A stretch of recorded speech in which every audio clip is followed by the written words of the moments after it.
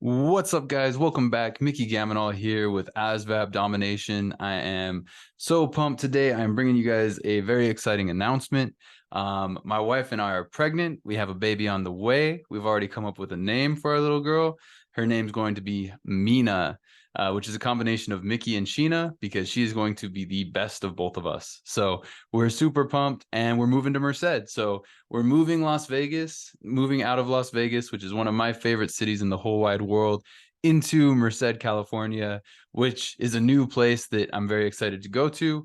But I do got to give a monster shout out. I can't mention Vegas without talking about COYAL of Visit Vegas Places. He's the one who inspired me to start this podcast journey and start kind of telling my story through that podcast platform. So big shout out to COYAL and Visit Vegas Places. If you guys are ever coming to Vegas, or if you're entrepreneurship or podcaster yourself, definitely check out Visit Vegas Places. There is something for everyone there. He interviews people who are like spirit coaches, ASVAB coaches. He interviews restaurant owners and different marketers, all sorts of different people. So definitely check out COYAL and Visit Vegas Places on your favorite podcast app. All right. So now to the main point of today's episode. Today, I'm going to talk about how I teach and why I teach. This is something that's very near and dear to me. I'm a math teacher ever since probably before college. I used to do some tutoring. So I'm a big fan of teaching that kind of stuff. But before I get into that, I want to talk about how I teach. So I think a lot of times it's underappreciated. We really focus on what we're teaching, what we're saying, and we're not looking as much at how we're saying it. And that's something that I've tried to work on and try to get better at. And now I think I'm much more refined in my teaching. It used to be that I would get a little bit frustrated, I'd get impatient. Now I'm much more patient than I've ever been. And so the two things that I try to teach, or the two methods in which that I try to teach, are I try to use compassion and I try to use relatability. And so compassion wise, I'm always going to reward effort. And I recognize that a lot of students have insecurity, especially for students who are going into the ASVAB. They may be anxious because they think they should already know this math stuff. And I try to relate to that. What I think about is, when I was in Peace Corps and I was learning Arabic for the first time, I always go back to this story because I was so helpless. I knew zero Arabic. I knew absolutely nothing about how to speak to the people around me when I lived in Morocco for 2 years. Now, of course, I got better with time. And, I was never, a professor in Arabic at all, but I was able to speak and get my words across and be understood and understand other people as time went on. And so what I try to think of when I'm teaching math, even when it's things that are simple, like exponents or basic math multiplication, like 6 times 7, 7 times 8, most students, if they're struggling with math, it's the fundamentals, those 6, 7s, 8s, and 9s. Those multiplication facts might take a little bit longer. And so I try to be patient with that. I try to be as understanding and supportive as they try to do that.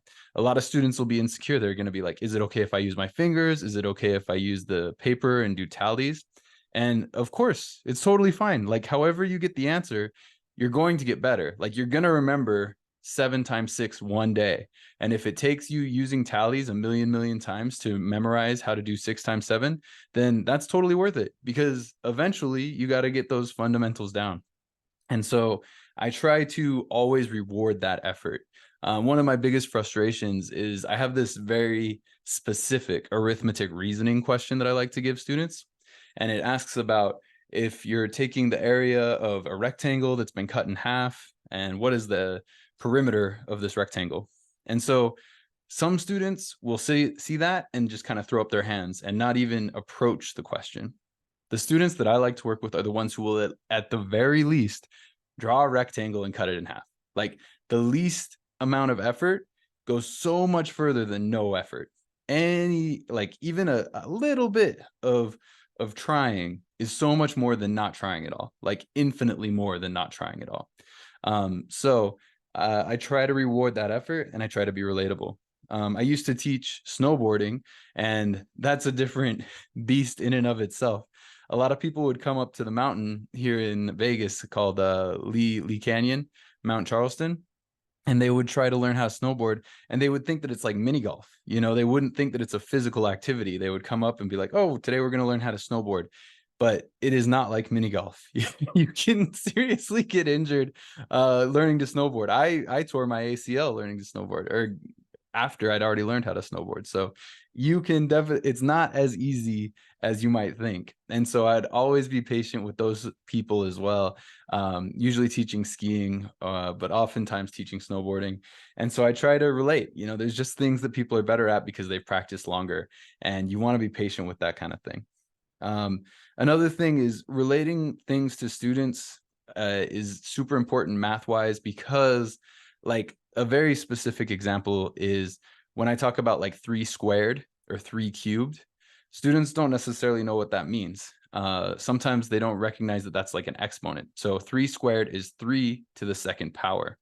And the reason we call it 3 squared is because if you're taking the area of a square, you're going to multiply one side times itself. So if you can imagine in your head a square, and that square has a length of 3 on one side and 3 on another side, well, the area is going to be 3 times 3. And so that's where these terms come from. And it's a shame that a lot of teachers don't slow down and explain that to students. They'll say like 12 squared and 12 cubed, and students don't know where that comes from. And that's because nobody ever showed them, well, if you're taking the volume of a cube, it's length times width times height. And all 3 of those measurements of a cube are 3 by 3 by 3. And so 3 times 3 times 3 is also known as 3 to the 3rd power. And so it's like little things like that where students haven't really like broken it down and learned that stuff, and like slowed down long enough to like look at area, look at volume, and see that exponents are related to area and volume. So that's kind of the relatability part. I also really like to teach like area of triangles using like a simple proof of like the 1/2 base times height, and taking the area of a rectangle is base times height, and taking the area of a triangle, well, the triangle is going to take up half of that space of the rectangle. And it makes more sense if I show you on paper, but it's really about slowing down and getting those fundamentals completely understood. And so that's why I like to, that's how I like to teach. Now I want to talk about why I teach. And so the reason that I teach, and I got to give a big shout out to another podcast called the Salesforce for Everyone podcast with Bradley and Anita. I've been listening to this podcast nonstop for like probably 4 weeks, and I was able to get my Salesforce admin certification. And I say that to say this: I teach ASVAB because ASVAB is a point of inflection. And what I mean by that is you put some effort on one side of this point, put some effort into this test, and it changes your future dramatically. It changes whether you get into the Army or whether you don't. And what happens after that is going to be dictated by what happened prior. So if it's been 5 years that you haven't gotten into the military, that's a completely different life than if you got into the military 5 years ago. And if you did a 5-year contract with an MOS that you got stuck with, that's a completely different life than 5 years of a contract with an MOS that you picked. And so these are the differences that your score will make in your life. You can go out, pick the bonus, pick the job, and then once you're done, you have a lot more options. And so this is why I love to teach ASVAB. I see it as a very clear point of inflection, a very clear trajectory changer. And so that's why I took my Salesforce exam.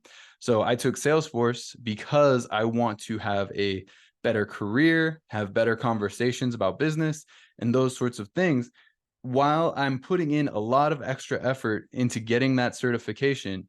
The reason I'm doing it is because I know that the future is going to come either way. The next 10 years is going to pass or it won't, but we're going to assume that it's going to pass. So the next 10 years is going to come one way or another. I really would rather drive the ship. And so that's why I went through and took that test. I was able to pass. I barely passed, which makes me relate so much more to my students. I got a 65%. 65%. I got 39 out of 60. So barely passed, right on the edge. And I know the relief that some of my students have had now when they barely scored that 31 on their ASVAB and got into the military. So big ups to those of you who are out there struggling and just barely getting by, but you're changing your future. And so you're so much more thankful when you're in that role if you knew that there was a chance that you wouldn't be. Anyway, that's why I teach ASVAB. The reason I teach math specifically, like I'm a real math believer. I have my logo tattooed on my arm because I love math so much. And the reason that I think math is such a valuable skill is, one, it's the true universal language. A lot of people will say music is a universal language, and that might be true, but there are people who can't hear music. And most people know how to do math. They know that 1 + 1 makes 2. They might not know how to take the derivative of a formula regarding spherical, geometry or something like that, but they know 1 + 1 = 2. And that is a universal truth across religions, across personalities, across all types of people. And I'm sure even some animals can keep track of numbers. So that's a true universal language. And I really love math. And I know that it made a huge difference in my life. I know that it makes a difference in picking out investments and major purchases, buying vehicles, buying houses, looking at your income, and what I've noticed after listening to a lot of lifestyle investor type stuff is that a lot of the really wealthy people are looking at taxes, and taxes are all math related as well. It's all about, can we lower the percentage that the government's keeping from what was earned and that kind of thing. So these are conversations that if you don't have the math skills, you'll never even consider. And so this is why I like to teach math. Not necessarily because I want people to go out and buy houses with really great interest rates and know that they're not getting ripped off. While that's really nice, I think even more valuable than that is looking at the past 5 years and looking at your income and seeing where you want the next 5 years to go. Or looking at your past 5 years and looking at your time, right? How much time did you have to breathe? How much time did you have to be to yourself or be with your family or spend your time the way you want to? Even more so than money, are you spending your time the right way? And the only way to really look at that with a critical eye is to have a little bit of math skills and know how your time is being spent. And so I think that is the best reason to teach math. And that's why I love to teach math specifically. Anyway, so that's about it. Again, I'm really excited. My wife and I can't wait. We're moving to California. We're going to be close to some in-laws, but I'll still be here. Definitely send me a message. Let me know what you thought of this episode. If you can leave a review, that goes a long way for me. And if you're looking for ASVAB help, check out gamonaltutors.com. And yeah, we'll see you in the next episode. Bye, guys.